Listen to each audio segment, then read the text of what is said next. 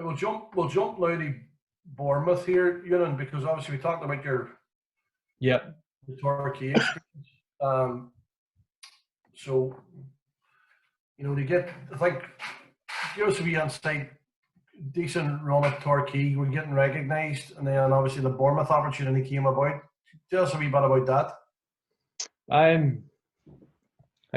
Again, like I've had two quite successful seasons at Torquay, one playoff final and one playoff semi-final, and in both seasons I played 50. I played, I think, 55 the first season, and I played 53 games the second season. So like I played a lot of football in a successful team, and there was like interest starting to happen. But from my point of view, like it was a bit like, as a footballer, if every time you heard someone was interested, if I had a pound for every time someone told me they were interested in me, I wouldn't have to do anything else ever again. Like we could all retire. So like it didn't really mean anything at that stage. I had kind of got to the point where, until such times as I'm walking into another football club to sign papers, like it's irrelevant. I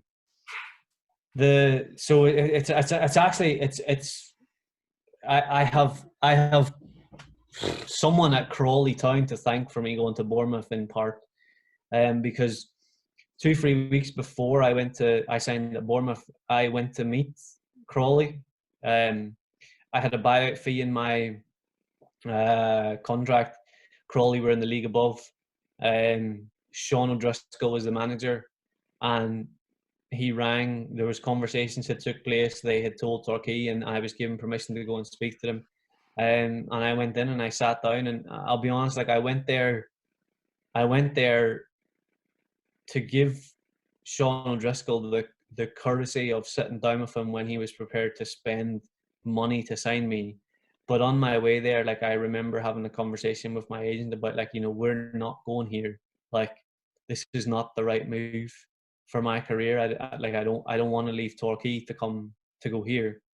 And we spent 3 or 4 hours with Sean O'Driscoll, and I walked out of the stadium. I got into my agent's car and I said to him, I want to sign here.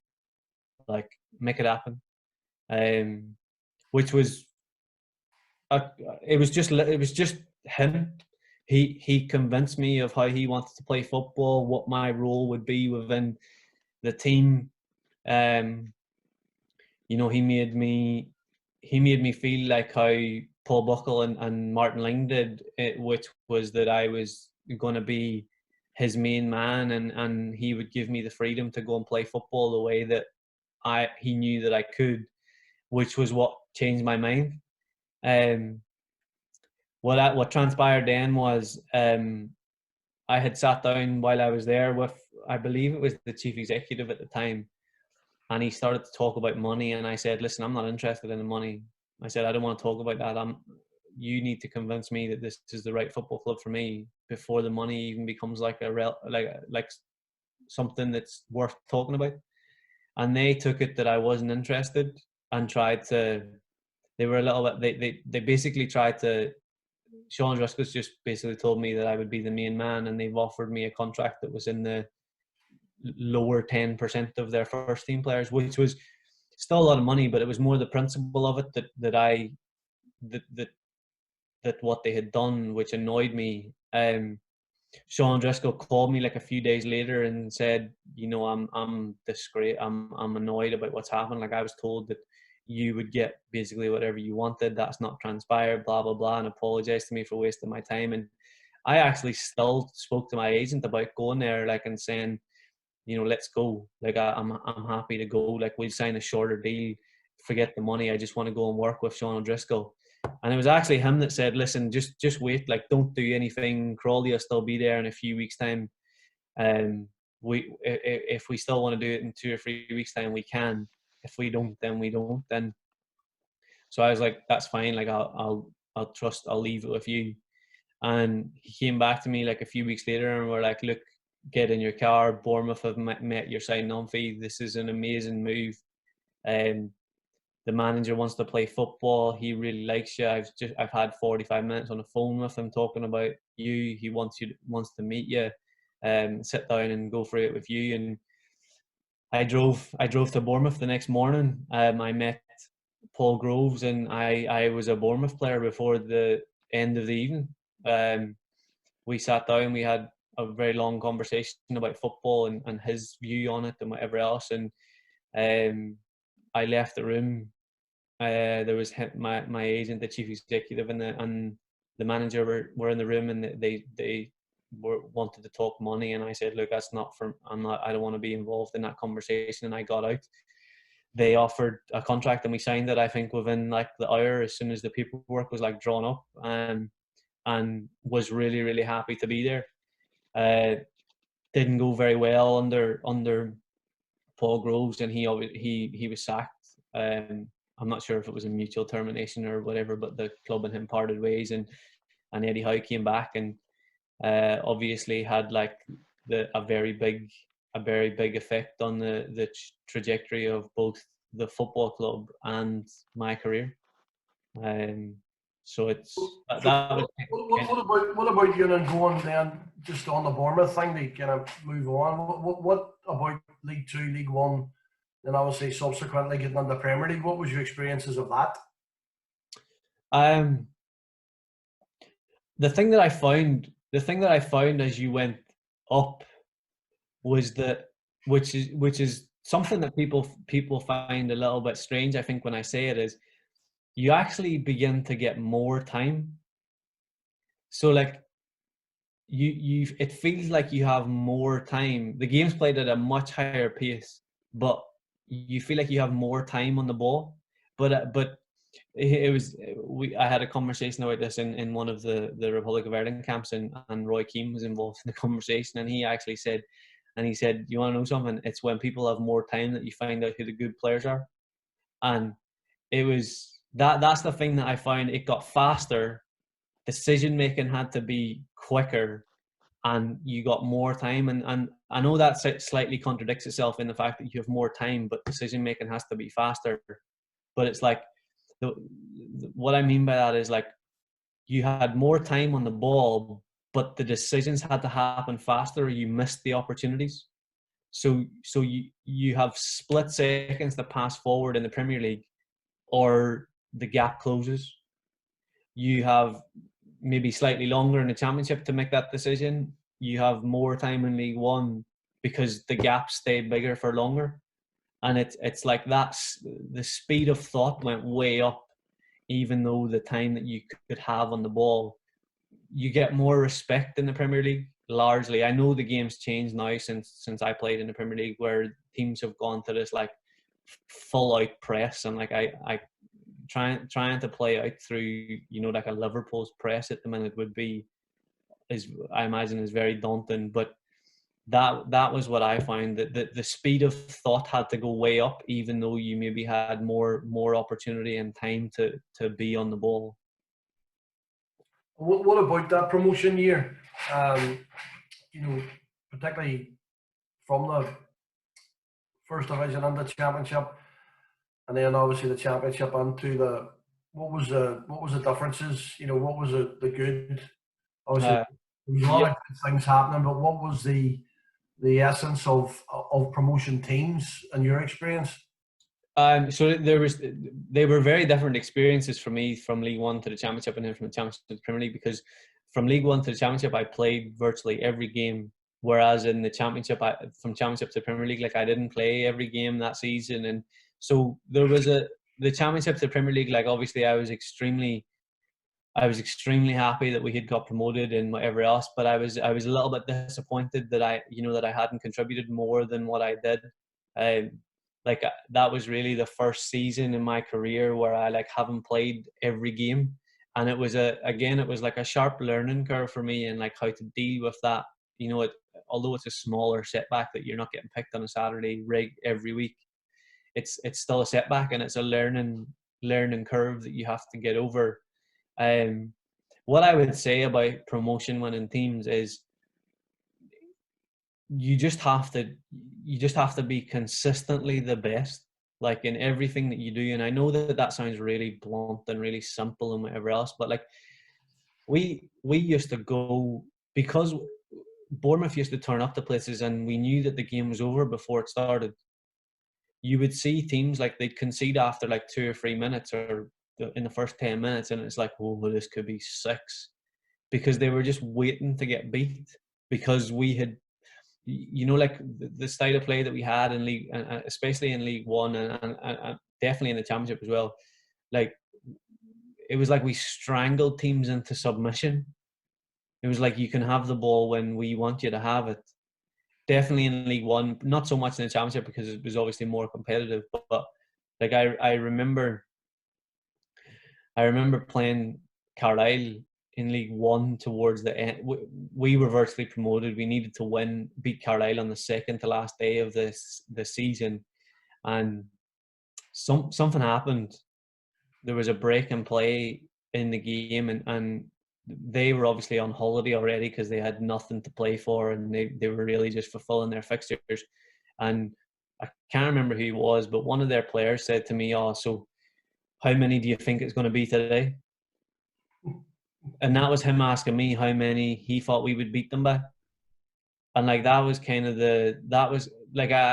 you would have to speak to teams on other players on other teams to find out if that was the mentality. But like, for us, it wasn't a question that season in League One of if we would win, it was by how many. And which is, as a player, is like, people might say like, oh, that's arrogant, and that's very arrogant. But it was like, that was just the mentality that we had. It was like, we're going to be better than you today, and we're going to win. And it's like, there's not really anything you can do about it. We had a great group as well, like off the pitch. We had a great like team spirit, and we spent a lot of time together, and there was that like family unit, which I think is really important. It's key to having a successful football club, in my opinion. And it's been, like, Bournemouth have been successful since I left, and are still built on that same family unit. Like, I've had a few conversations with the manager since I left, and obviously other team members, and like, it's still the same. The only thing that's different from when we were in League One that season is that they're now in the Premier League and drive nicer cars. It's still that same team unit and camaraderie is like what it's built and founded upon. From obviously experiences at Bournemouth, a couple of promotions, being in the Premiership, Leeds then was your next move. What's your take on your Leeds situation, I don't know what to say about Leeds. It's been the first 18 months here were really good. I played a lot of games under Gary Monk. We did really well, just missed out on the playoffs, and then obviously he left, and Thomas Christensen came in, and again, like, from the start of that season to Christmas, I had done really well. We were top of the table, and things were going really well. And then sort of from there, my Leeds career at the minute has taken a downward slope. I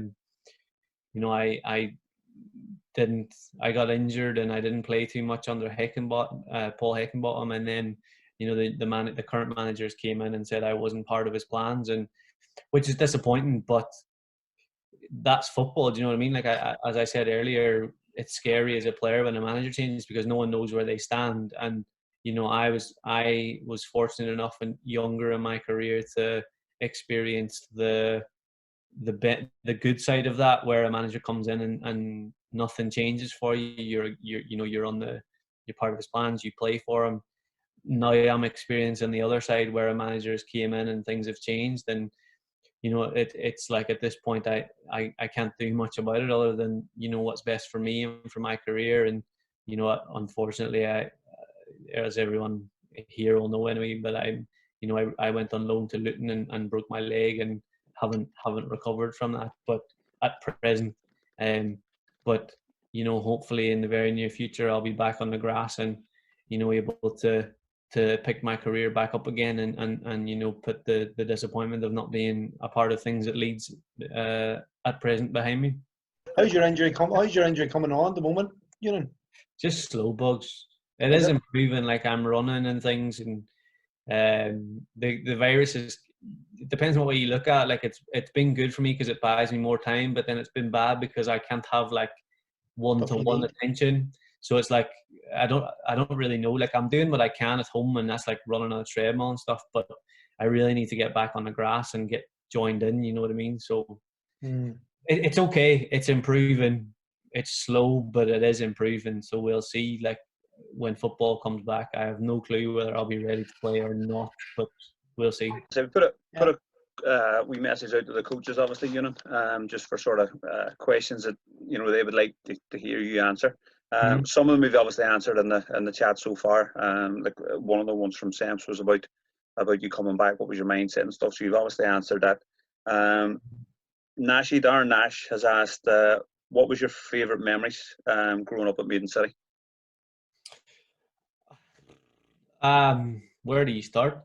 I would say that my favourite memories are the ones that stand out the most to me. Were not so much football and memories, of which I do have quite a few, but I would just say like the social aspect of the trips and being away. Like the being away on the trips, and like obviously we were away playing football, which was great, but like being teenage boys and having like the being able to just sort of do what we wanted with our mates within, obviously we had rules and within reason, but like like one that stands out in my mind was when we were in St Andrews, and in our downtime, like obviously there were lots and lots of teams staying there at the same time, so obviously you get chatting to other players from different teams, and we were playing as much football away from the actual competitive games as what we were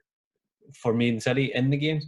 And just like little things, like I remember lads getting into penalty shootouts for money, and the winning and losing of that, and like passing the time where just spending time with the boys and building like friendships and relationships which have like stood to now.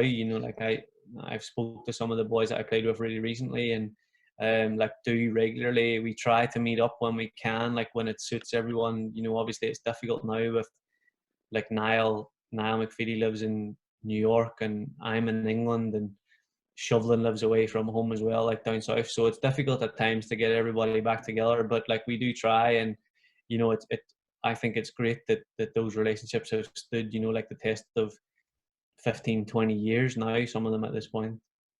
Just always something that I wanted to know. We were talking earlier about the percentage of kids that come home within 2 years of going away to England. Do you think that things like those trips and the amount of trips that you went on, do you think that helped give you that independence and be away from your family, or was that just something that came from within? I have there's every chance that the trips helped. Like it's hard for me to answer that, because my answer to like what I'm about to say now kind of will make you think that they didn't help. I would imagine they did. My attitude was, I want to be a footballer. I want that to be my job. And if I want that to be my job, I need to be in England. So for me, it was just like, it is what it is. If you want it, like it's a sacrifice that has to be made. And like I was never, some players went away on those trips and felt homesick while they were away with 20 of their mates.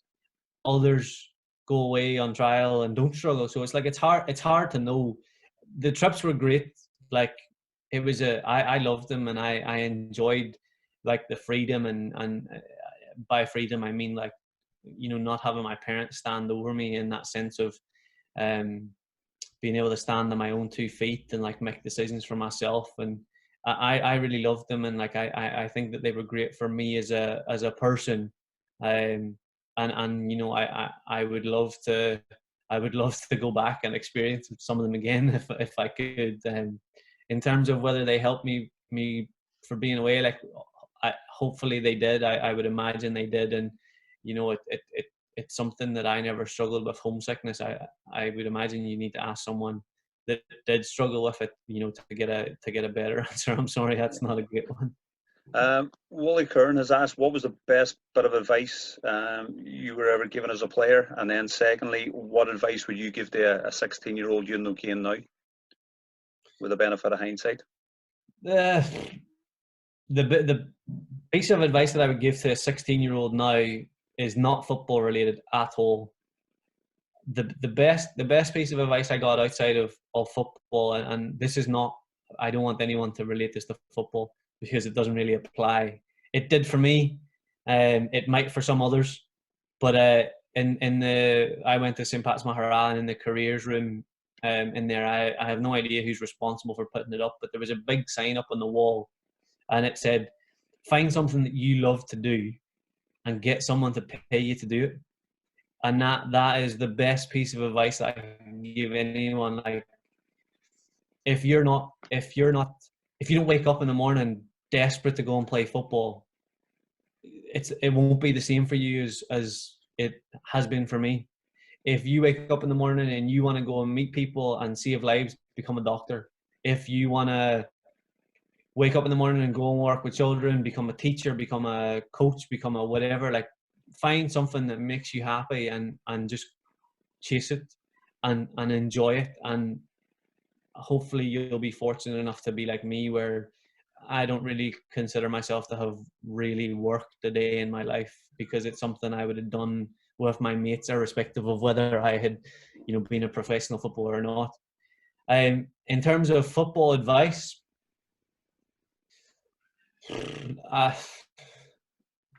probably there's no statement or anything that I have that stands out in my mind. But if I was to take a piece of advice in relation to my football career, would probably come from my mum, which would have been, she always instilled in us, definitely in me and definitely in my sister as well, like I see it, which was, I came home.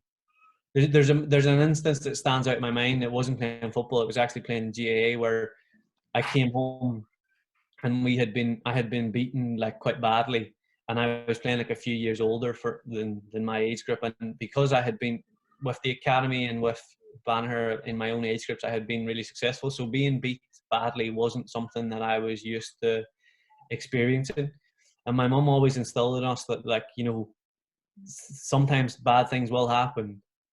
And when I look back now, I realize that she wasn't just talking about sport. She was educating me for life, but it's applicable very much to football as well. It's like, you will have setbacks, things will go wrong. It's not about what went wrong. It's about how you pick yourself back up and move past it and still keep chasing that dream. So as a footballer, like, my first real setback probably came when I didn't get selected for the Northern Ireland Boys Cup team. Like, that was the holy grail at that point in time. I didn't get selected. It was disappointing, but it's like, I didn't get selected, but I'm still a professional footballer. There's a lot of people that were selected at that time that now aren't. So the best piece of advice that I could give to young footballers is, things will go wrong. You will have setbacks. It might feel like everything's going against you, but that's not important anymore. It's already happened. Like, pick yourself back up and move on to whatever the next step is to get you closer to your goal. Sam's has just asked, what was the biggest game of your career so far, and who's the toughest opponent you played against? Probably the biggest game that I played in, or probably the biggest one for me, even though it wasn't, like a big game in respect of like medals being handed out or anything else, was making my full debut at Anfield. It was, I grew up a boyhood Liverpool fan. I had been released by Everton. I had a point to prove. I had spent 5-6 years chasing making it back to that Premier League, and it meant a lot to me to make my full debut and to play, and the fact that it was at Anfield, I think it was on a Tuesday night as well. It was in the evening anyway, and we're Liverpool fans in my house, for my dad and my mum to be there, and it was a very, very big occasion for me personally, and for my family, who had been there and witnessed like all the sacrifices and the hard work that I had put into to get back to where I wanted to be, and to go there and do well, and we lost 1-0, but the team as a whole performed. You know, Liverpool's goal should have been given offside if VAR was there, and we actually scored one before them that probably should have counted. So we came away from that game like as a club with our heads held high, and to that is probably the match that will stick out in my mind for a long time because of the sense of relief that of getting back to the Premier League and playing. There was a second part to that. Toughest opponent. I want to say Yaya Toure, but I know that Yaya Toure was at half speed. He wasn't interested. We played Man City away from home. They were 1 or 2-1 up after like 15 minutes, and I seen him like switch off, and I knew walking down the tunnel that he wasn't going to come back out, but it scared me that he was at half speed, wasn't interested anymore, and how he was. I feel it's unfair for me not to mention Daniel Sturridge, because when we played Liverpool in the FA Cup, Gerrard played, Suarez played, but Sturridge was a joke. He was the one that tore us to pieces, and felt like we couldn't do anything about it. Like everyone would think that it was Gerrard is going to hurt you, Suarez is the one that's going to hurt you. Sturridge was the one that did the damage that day. The only other question then, Bugs, is yourself. Do you want to ask that? Well, it was the one about players now, that what they would need now because of the way the game is in 2020, and what's required in the game. What type of attributes, are important for them. It's funny that I was on a friend of mine works in football, and I was on a Zoom call last night as like a trial thing for him in something that he's trying to implement in football. And there was a scout, another person that was on the Zoom call was a scout from Chelsea. He recruits for Chelsea's first team. There were a few young lads on that call as well that are under 18 players at Portsmouth, and it was basically something that we were doing for a friend. And at the end, the friend that was running it there was a few of us on there. So there was myself, Yannick Bolasie, and the scout. And at the end, he asked us if we could give pieces of advice to the young players, which I said similar things to what I said on here. But it was interesting when they went to the scout. And the one thing that he said that is now non-negotiable in the Premier League is athleticism. You can't. It's a non-negotiable. Everything else is obviously required in terms of talent and this mental strength and whatever else. But if you're not athletic, you don't survive. It's funny you say that the importance, because we talk about technical players all the time. We talk about how good their first touch is, how good they pass it, how good they run it. But as you say, that athleticism now, which is important in terms of playing at high levels, it's massive. That's coming from someone that's their job, recruiting for one of the top 4 teams in England and probably Europe. So I don't think I can give you a better answer or better advice than that. Well, they're classed as well. Chelsea is one of the most successful in terms of development as well for young players, aren't they? So well, obviously you've gone on loan to Luton now, Eunan. Yeah. That's unfortunately for you been put on hold since the coronavirus, COVID-19. Yeah. So what's your experiences so far been of Luton Town Football Club? Obviously, there's a good friend of ours here, John and myself know very well, Mick Hartford. Yeah. We were actually chatting to Mick just before he was planning a visit to come to see us. Yeah. What can you share about your experiences so far at Luton? So I went there obviously, and I think I signed on the 31st of August initially last season. I lasted 15 days and then I broke my leg, so I wasn't there for very long. But what I'll say about Luton and the reason in the situation that I'm in currently, where I'm still recovering from a broken leg, and someone trying to take me on loan in January, I wouldn't have went anywhere else. they were the only option that I would have even considered taking. The main reason for that is, like, while I was there and in my short stint in the short period of time I was there initially, they just have good people. They're genuinely good people that care about the best interests of both their football club and the people that are involved in it. And, they kept in contact with me for the full 18 months after I broke my leg until I went back on loan. I had phone calls from the manager. I had phone calls from the chief executive to ask how I was. There was a lot of conversations between them, myself, them, my agent.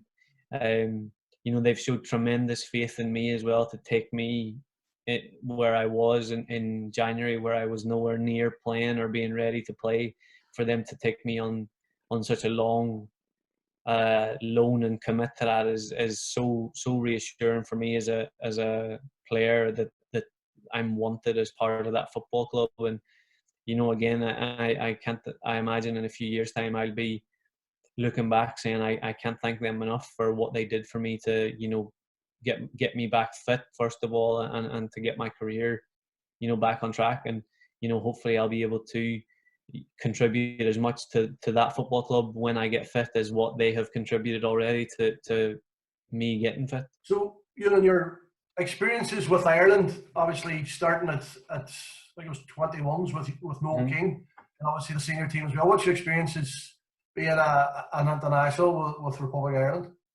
Ireland? They've been great as well. Like, I don't have any bad ones. The team that I played in for Noel King in the under-21s was really good. There's some really good players there. You have Robbie Brady, Jeff Hendrick, Richie Toyle, a lot of players that I played along with that have had really good careers, and again was a good test for me and a good opportunity to play against them and with them, and over a great learning experience. And then obviously to go into to become a full international was something that people only dream of. So to achieve that was has been a real highlight in my career. And for Martin O'Neill to be the manager, someone that I'm very aware of, comes from the same sort of neck of the woods as me, had a really good career in football, and then as well for his assistant to be Roy Keane, and to be around one of the most decorated players, or I don't even know what I should say about Roy to justify how good of a career he's had, but just to be around him, learn from him, and getting insight into like his mentality to things has been an unbelievable experience. And something that for both of them, both Martin and Roy, to be around them and just take in their experiences and learn from them has been, I'll have to say thank you to them for giving me my debut in that. But it was a really big learning curve for me. Like, it's just mad. Like, that whole experience of being with Ireland, like going down and sitting down at breakfast, and I'm sat down at the table, and Shay Given and Robbie Keane come down and sit down across the table from me. It's like, these are people that I grew up watching on the TV. Like, to me, it was the same with Ian Hart when he came to Bournemouth, and then you end up in a position where like you're sat with Shay Given, Robbie Keane having breakfast, and Roy Keane comes down and asks you how you are. It's like, this is mad. Like, this is so surreal. But like, I loved it. I loved, I've enjoyed every minute that I've been involved with the squad, and it's been great. Like, I can't say a bad word about it. I remember you saying to me, that Roy was very calm in his talks and chatting these, and very laid back. He was like, there was times where he could get wound up, but he could be aggressive in his tone and things. But largely he was very calm and collected, and quite open to. He would tell you if he thought that you'd done something wrong, but I suppose that's what good coaches do. In relation to, you know, how he was with me was great. You know, he called me after I broke my leg when I first went into the Ireland squad. Like he made sure I had his number, and, you know, said I could call him if I needed any advice or guidance or anything. And, you know, it's something that, you know, not everyone does. And for, you know, he can take some stick sometime in the press about being like a, you know, difficult, and, you know, he's very opinionated, but like how he has been with me, and the same for Martin, is they were excellent with me, and I you know, I'm very thankful for that. You know, there's not too many people can say that they've sat down and had a cup of tea with Martin O'Neill and Roy Keane, or had played a quiz with them or something. So it's, you know, I'm even saying that sounds a bit mad. You know, just Nice experiences. Just wrapping up, what I wanted to ask you moving forward, now you're going into your 30s, would you ever consider coaching or managing? Would you see yourself suitable for it? I don't know. I don't know. I don't have enough experience at either to know that if I would be suited or not. I am doing my badges. I've started them in order to have that door open to me if I choose to take it if an opportunity arrives. The honest answer, Keezy, is I don't know. My attitude at the minute is to have as many doors open to me as I possibly can when I retire. So like I've started doing a degree. I'm doing my coaching badges. Obviously I have invested my money and hopefully I won't have to do anything, but like it would be nice to be in a position when I retire where I have, you know, a multitude of offers that I could potentially take, and I'm already, you know, I already have a degree that means I can take that position, or I have a coaching badge that means I'm qualified enough to take that role, and then, you know, hopefully I have that freedom to be able to continue to do something that when I get up in the morning it excites me to go to work. Any questions from you two then before we finish here? See all the stuff we talked about, Eunan, because obviously there's a lot of stuff there for players, parents, and stuff there. Probably for our coaches as well. Like you've worked with some really good coaches since you went to England. Who would you say is your best coach, and why?